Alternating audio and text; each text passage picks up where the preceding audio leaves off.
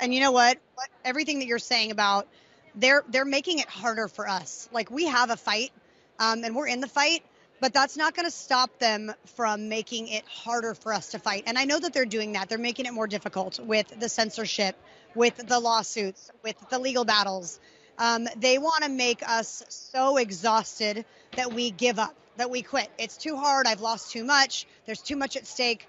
We absolutely cannot get to that point. We cannot let them drive us until we just give up. And so, yes, it's going to be very hard. I think it's going to get harder than it already is. We are up against a very real evil, but good always wins. And we've got to really search out that good and look inside our heart and go, what is the truth? And what does freedom mean to me? And what is it worth? I mean, what's it worth? What do I want to give up in my life so that my children have freedom? The answer is everything. I will give up everything so that my children have the freedom that God gives them, not the government. And so do not let them, as hard as they're going to make it on us, do not let them break you down.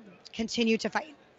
Thank you so much. You know, we are all believers. We believe that we're standing on the right side of the history, and we believe that God helped those who help themselves, and we are fighting.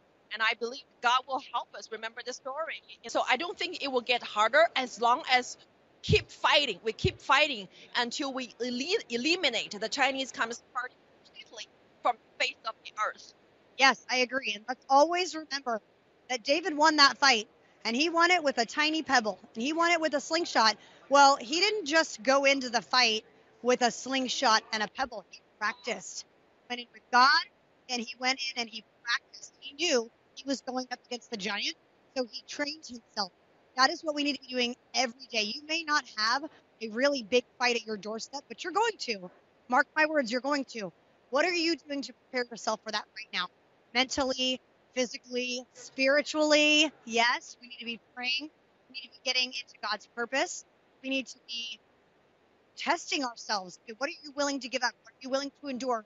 Really draw that line. Like, what's the line that I draw that I am now ready to give up everything for? Because I feel like we've gone down a slippery slope and everyone's line keeps moving farther and farther. Well, I don't like them masking my kids, but that's not the hill I'm going to die on. Well, I don't like them forcing vaccines, but that's not the hill I'm going to die on. Where is the hill that you're going to die on?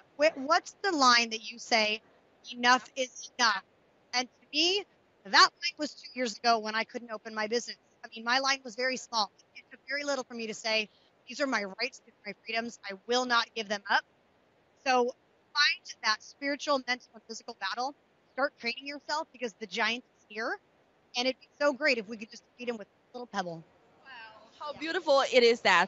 And thank you so much for sharing your great story. It's a great story of inspiration. And I know millions of Chinese people who are right now holding up the white paper and protesting the draconian measures of the lockdown. They will look up to you as a great story, as a great source of inspiration and strength from God. So thank you so much for being here, and thank you for sharing your story. And keep up the good fight so your children don't have to fight the CCP, because we need to eliminate CCP now, today.